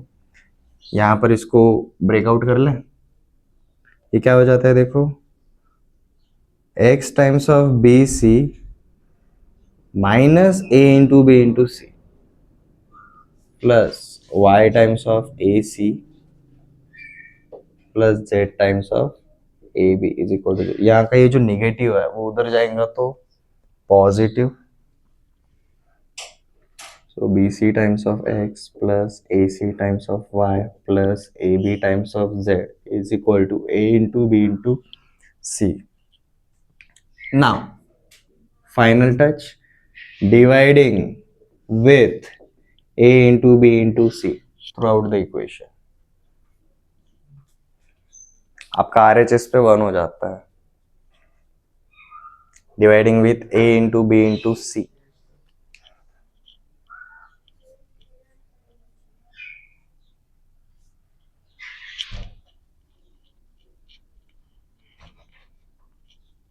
आपका LHS में देखो क्या हो जाता है, A B C से divide करेंगे, बी सी और बी सी कैंसिल हो जाएगा, डिनोमिनेटर में बचेगा जी सिर्फ a, that is x upon a plus y के साथ ए सी है, ए बी सी से डिवाइड किया तो डिनोमिनेटर में सिर्फ क्या बचेगा, b बचेगा, तो y upon b plus similarly z upon c is equal to क्या मिलेगा जी हमें, 1 मिलेगा। अगेन ये डेरिवेशन पूछे नहीं जाते एग्जाम में, ये बताता क्यों मैं, समझ में आए ओरिजिन कहां से हुआ, क्योंकि इसके पहले तो और कुछ था नहीं। ये क्लियर है? स्ट्रेट लाइन के साथ कंपेयर करो, बनाना और इजी हो जाएगा।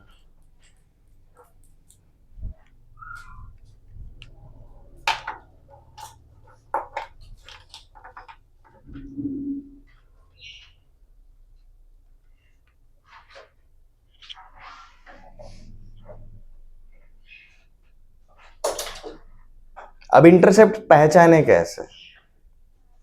अगर मुझे एक इक्वेशन दिया रहेगा इस तरीके से, this is equation representing what? X y z के टर्म में लीनियर एक्सप्रेशन क्या शो करता है? एक प्लेन शो करता है। मुझे इसके इंटरसेप्ट निकालना है, कैसे निकालूंगा? इंटरसेप्ट मतलब क्या रहता है, कोई बताएगा?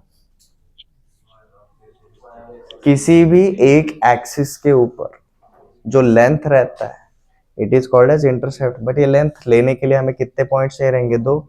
उसमें से एक पॉइंट हमेशा ओरिजिन रहता है और दूसरा पॉइंट रहता है जी point of intersection of that line और प्लेन व्हाटएवर। ये क्लियर है? तो अब अगर मुझे एक्स इंटरसेप्ट चाहिए तो मतलब एक पॉइंट तो ओरिजिन हो गया, मतलब 0,0,0, और अगर एक्स इंटरसेप्ट चाहिए तो ऐसा पॉइंट जो सिर्फ एक्स एक्सिस पे बिलोंग करेगा, और एक्स एक्सिस पे कौन जीरो होता है? वाई एंड जेड जीरो होता है। तो हमें अगर कोई भी जनरल इक्वेशन दिया रहेगा तो उसके इंटरसेप्ट्स निकालना काफी इजी रहता है। तो intercept form of a plane तो पता चल गया, बट अगर व्हाट इफ हमें जनरल इक्वेशन दिया है और आप पूछा कि भाई इंटरसेप्ट्स फाइंड आउट करो, कैसे करेंगे? हम ये वाले फॉर्मेट में लेकर आएंगे इक्वेशन को।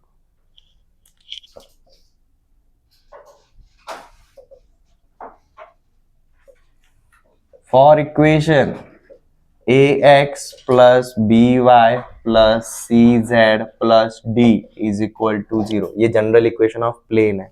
इसके इंटरसेप्ट कैसे निकलेंगे? जब हम राइट हैंड साइड पे क्या लेकर आएंगे? 1 लेकर आएंगे तब भी।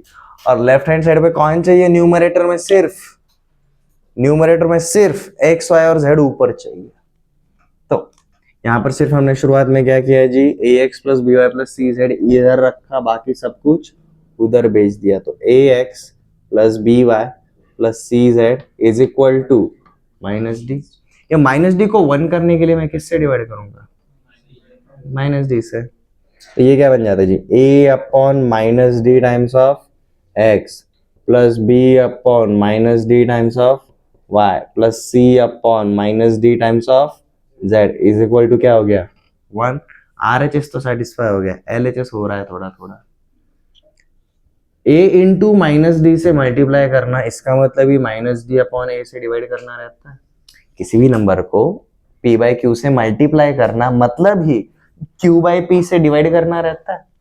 तो मैंने यहाँ पर क्या लिखा जी? x upon minus d by a plus y upon minus d by b plus z upon minus d by c. अगर वो समझ में नहीं आ रहा तो ऐसा देखो, न्यूमरेटर मतलब डिनोमिनेटर का भी डिनोमिनेटर होता है, उस तरीके से इज इक्वल टू क्या हो गया जी? 1। This is our intercept form. अब देखो ये x इंटरसेप्ट है, ये y इंटरसेप्ट है, ये z इंटरसेप्ट है। अगर आप इसको स्ट्रेट लाइन के साथ कंपेयर करोगे तो आपको सिमिलैरिटी समझ में आएगा। हमारे इंटरसेप्ट इन स्ट्रेट लाइन क्या थे जी? Minus of constant divided by आपको जो इंटरसेप्ट चाहिए ना उसका coefficient. Minus c upon a was x intercept, minus c upon b was y intercept for a straight line. यहां पर हमारा कांस्टेंट क्या है? कांस्टेंट d है। माइनस डी अपॉन ए डालोगे तो आपको x इंटरसेप्ट मिलेगा, माइनस डी अपॉन बी डालोगे तो आपको y इंटरसेप्ट मिलेगा, माइनस डी अपॉन सी डालोगे तो आपको z इंटरसेप्ट मिलेगा। तो इंटरसेप्ट रिकॉग्नाइज करना भी काफी इजी है।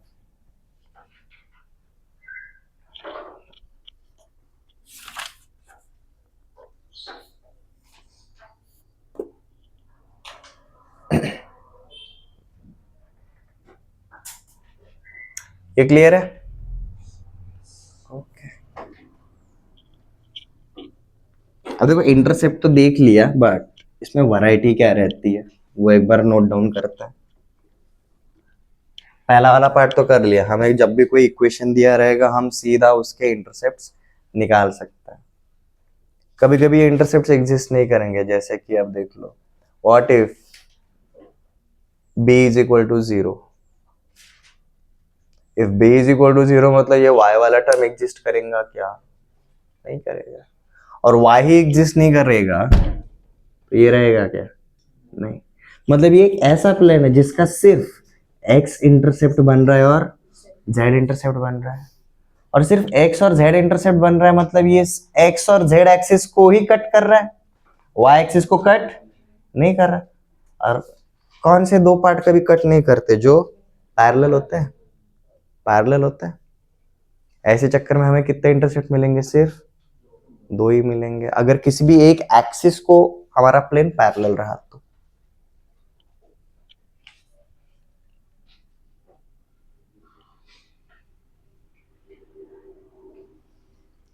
मेरा प्लेन ऐसा सामने से जा रहा है,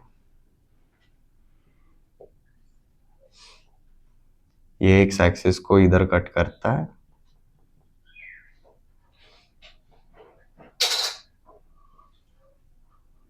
इस तरीके से,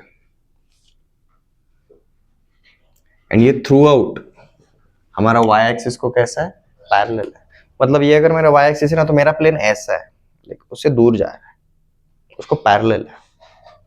ठीक है, उसको इमेजिन अगर करना रहेगा, सिलेंडर का एक्सिस रहता है, या फिर कोई भी एक वर्टिकल स्ट्रेट लाइन पकड़ो, उसको पैरेलल एक सरफेस क्रिएट करो, कैसा भी जाए, बट ये इसको तो हमेशा पैरेलल ही रहेगा।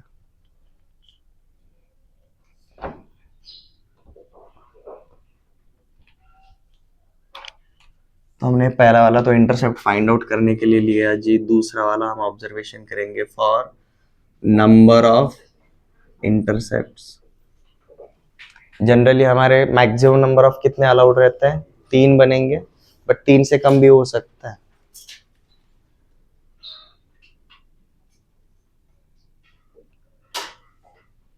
जनरली एनी प्लेन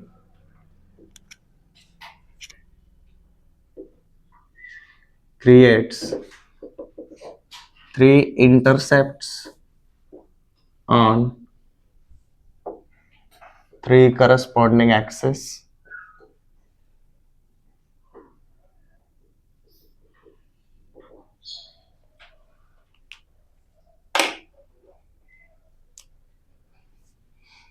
तो इसी का मतलब क्या हो गया जी? That is maximum number of intercepts is equal to क्या रहेगा जी? 3। 3 से ज्यादा तो बनने नहीं वाला है, बट उससे कम तो हो सकता है।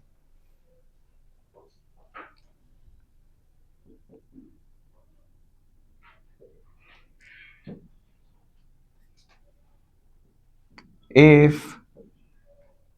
plane is parallel to any one of the axes,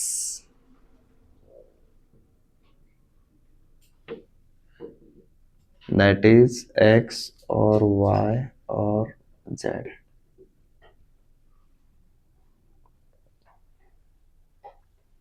अगर हमारा कोई भी प्लेन ये तीनों एक्सेस में से किसी भी एक एक्सेस को अगर पैरेलल रहा, ठीक है, मतलब प्लेन का सरफेस जैसा है, हमारा एक्सेस भी उसी डायरेक्शन में, ठीक है, देन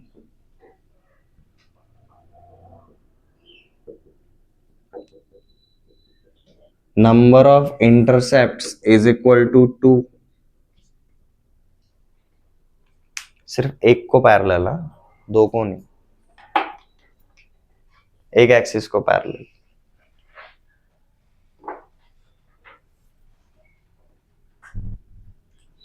एक्स एक्सिस को पैरेलल है तो एक्स इंटरसेप्ट नहीं बनेगा, वाई को पैरेलल रहेगा तो वाई नहीं बनेगा, जेड को पैरेलल है तो जेड नहीं बनेगा। पैरेलल का मतलब समझ लो, non intersecting basically. Next, if plane is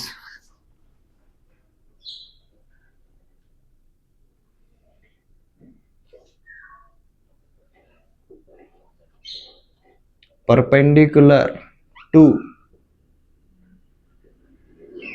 any one of the axes, that is x axis or y axis or Z axis किसी भी एक एक्सिस को परपेंडिकुलर है,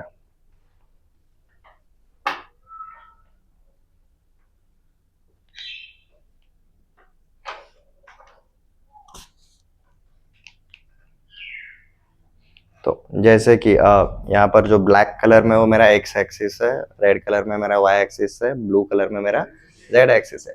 तीनों कंडीशन देख लेते हैं। नॉर्मली जब मेरा प्लेन रहेगा वो तीनों एक्सिस को कट करने वाला रहेगा इस तरीके से, इधर एक्स को कट कर रहा है, इधर वाई को कर रहा है और इधर जेड को कट कर रहा है। यहाँ पर हमें कितने इंटरसेप्ट मिलते हैं? 3 मिलते हैं, जो कि maximum number allowed for any kind of plane. But there are some special cases, जैसे स्ट्रेट लाइन में देखा था पैरेलल टू एक्स एक्सिस और पैरेलल टू वाई एक्सिस, तब हमारा ये इंटरसेप्ट एक से कम हो जाता था। सेम चीज यहाँ पर होगा। What if it is parallel to one of the axis, मतलब अब मेरा प्लेन ऐसा टेढ़ा नहीं है, मेरा प्लेन ऐसा है जो एक्स और वाई को तो कट कर रहा है, बट सॉरी एक्स और जेड को तो कट कर रहा है बट वाई को पैरेलल है। या फिर मेरा एक ऐसा प्लेन है जो जेड को पैरेलल है, या फिर मेरा एक ऐसा प्लेन है जो एक्स को पैरेलल है। तो कैसे कितने इंटरसेप्ट बनेंगे हमारे? सिर्फ 2, because our plane is intersecting only 2 of the 3 axis. एक को पैरेलल है मतलब उसको नहीं कर रहा है कट, बाकी दोनों को कट कर रहा है, तो जितनों को कट करेगा उतने क्या बनाएगा? इंटरसेप्ट बनाएगा। नाउ थर्ड वाला देखो, a plane is perpendicular to any one of the axis. किसी भी एक एक्सिस को परपेंडिकुलर है, मतलब अब ये मेरा एक्स एक्सिस है, एक्स एक्सिस को परपेंडिकुलर कौन सा प्लेन होता है? वाईजेड प्लेन होता है। और वाईजेड प्लेन को पैरेलल है, तो वाईजेड प्लेन किसके थ्रू बनता है? वाई एक्सिस और z axis. Y Z plane को पैरेलल है मतलब वो वाई एक्सिस और जेड एक्सिस दोनों को पैरेलल है, बराबर है। इसलिए मैंने बोला भाई इंटरसेक्ट वाला पार्ट ले लिया। इसको हम ऐसे भी लिख सकते हैं parallel to X Y plane, parallel to Y Z plane और parallel to X Z plane, ऐसा भी बोल सकते हैं। Perpendicular to any one of the axis, एक कोई होंगे at the same time. Then number of intercepts ऐसे चक्कर में कितने बनेंगे? जिस सिर्फ एक ही बनेगा, जिस एक्सिस को परपेंडिकुलर है सिर्फ उसी को कट करेगा, उसके अलावा बाकी किसी को भी कट नहीं करेगा, इज इक्वल टू 1। तो minimum number of intercepts formed is 1, maximum allowed is 3। ठीक है,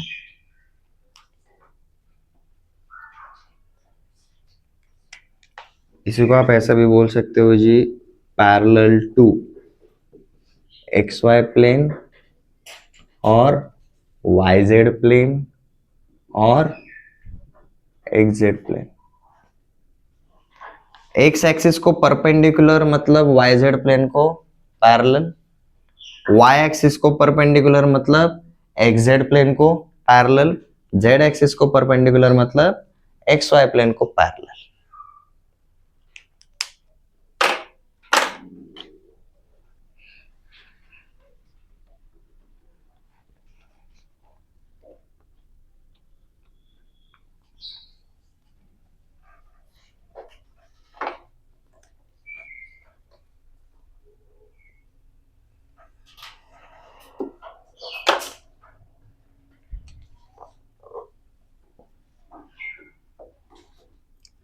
Create equation of plane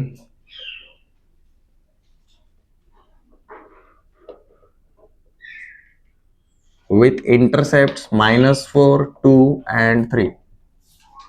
आपको स्मॉल ए बी सी का वैल्यू दिया है, आपको इक्वेशन ऑफ प्लेन बनाना है, बना सकते हो। x upon a plus y upon b plus z upon c is equal to 1। करो quickly.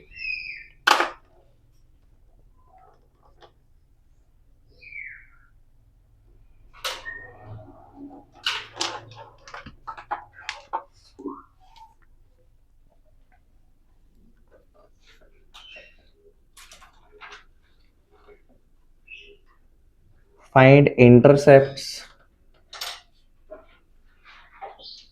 made by plane।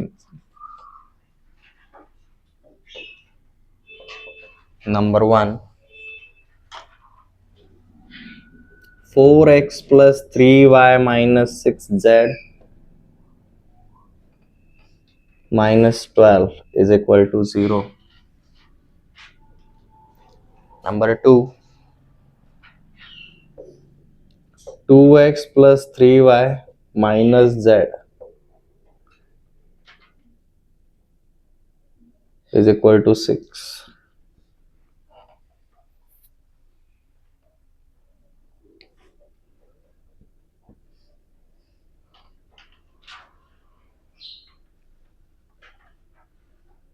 To x minus Y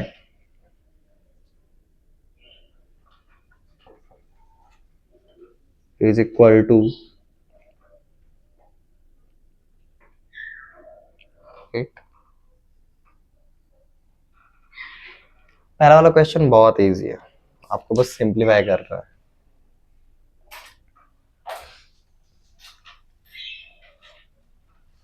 यहाँ पर थर्ड वाले में z दिया है क्या?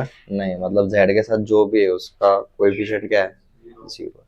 तो इसको लिखते टाइम आप ऐसे भी लिख सकते हो जी, plus 0 times of z is equal to 8. अब z के साथ 0 है, मतलब there is no change in z. मतलब ये जो रहेगा प्लेन, ये z एक्सिस को पैरेलल रहने वाला है. There is no change in z. ठीक है.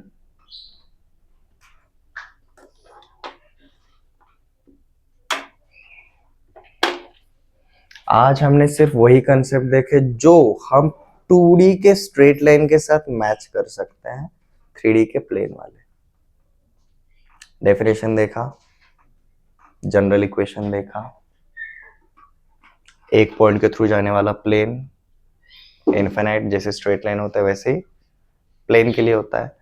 स्ट्रेट लाइन यूनिक कब होता था? जब हमारे पास मिनिमम 2 पॉइंट्स होते थे. सिमिलरली प्लेन यूनिक कब होता है? जब हमारे पास मिनिमम 3 पॉइंट्स रहेंगे. हमने वो देखा, उसके ऊपर कुछ क्वेश्चंस करें. 2D में जब भी स्ट्रेट लाइन आता था तो इंटरसेप्ट्स बनाता था. 3D में जब भी प्लेन आता है तो फॉर श्योर इंटरसेप्ट्स बनाता ही है. वहां पर मैक्सिमम 2 थे, मिनिमम 1 था. यहाँ पर मैक्सिमम 3 है, मिनिमम 1 है. उनके सारे हमने कंडीशंस देखे. नेक्स्ट कंसेप्ट हम नेक्स्ट लेक्चर में शुरू करेंगे. पहले इन क्वेश्चंस को सॉल्व करो. हमारा ये इक्वेशन क्या बनेगा जी? x upon -4 plus y upon 2 plus z upon 3 is equal to 1. नीचे वालों का एलसीएम ले सकते हो सीधा, 12 12 12. ठीक है. ऐसे लिख, इसको मल्टीप्लाई वैसे ही करना चाहिए. ये क्या बन जाएगा जी हमारा? 6x माइनस 8z, नहीं minus 12z 12y minus 8z plus 12 is equal to, नहीं 24 आएगा ना, इज इक्वल टू 0. आप चाहे तो 2 से डिवाइड कर सकते हैं. That is 3x minus 6y minus 4z plus 12 is equal to 0. सबको इक्वेशन ऑफ प्लेन यही मिला है. किसको नहीं मिला? वेद, रितेश.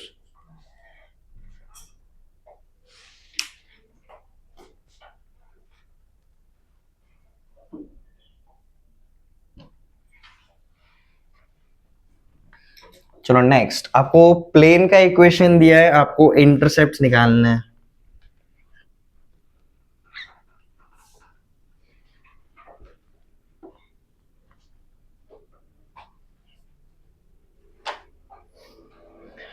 बनाने के लिए सीधा देखा था भाई, हमें सबसे पहले क्या करना है? राइट हैंड साइड पे कौन बनाना है जी?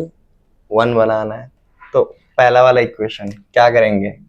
12 को वो साइड भेज दिया तो 4x plus 3y minus 6z is equal to 12. Throughout 12 से डिवाइड कर दिया तो क्या हो जाएगा? ये x upon 3 plus y upon 4 minus z upon 2 is equal to क्या हो जाता है?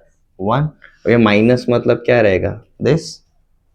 जो डिनोमिनेटर में रहेंगे वो आपके क्या रहता है? इंटरसेप्ट्स रहता है. तो पहले इक्वेशन के लिए हमारे इंटरसेप्ट्स क्या मिलेंगे जी? 3 4 एंड -2. मतलब ये प्लेन एक्स एक्सिस को 3, 0, 0 पे, y एक्सिस को 0, 4, 0 पे, एंड जेड एक्सिस को 0,0, -2 पे इंटरसेक्ट करता है। 6 से डिवाइड करेंगे सीधा, क्या हो जाता है जी सेकंड वाले का equation, x/3 + y/2 + z/-6 is equal to 1। तो 3, 2 एंड -6 ये रहेंगे जो हमारे सेकंड वाले प्लेन के इंटरसेप्ट्स। थर्ड देखो 0 z है ना, तो ये एग्जिस्ट बेसिकली नहीं कर रहा है, तो क्या आएगा जी हमारा 8 से डिवाइड करेंगे x/4 + y/-8 + z/0 ही रहेगा बेसिकली, इन्फिनिटी का मतलब कभी नहीं करेगा, इज इक्वल टू 1। तो यहाँ पर हम इंटरसेप्ट क्या लिखेंगे जो 4, -8 and 0, these are is intercepts. अब जब भी 0 इंटरसेप्ट आ रहा है मतलब सीधा उस एक्सिस को पैरेलल है, y इंटरसेप्ट 0 आता तो ये y एक्सिस को पैरेलल रहता है।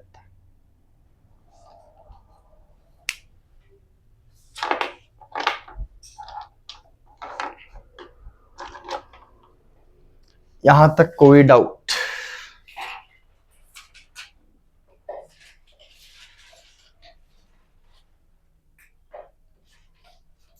कलम कहाँ से शुरू करेंगे? कलम यहीं से आगे शुरू करेंगे। इक्वेशन ऑफ प्लेन्स बनाने के तरीके क्या है, उसमें से एक तरीका हमने देखा है। एक प्लेन यूनिक कब रहता है? जब वो कितने पॉइंट्स के थ्रू जाता है?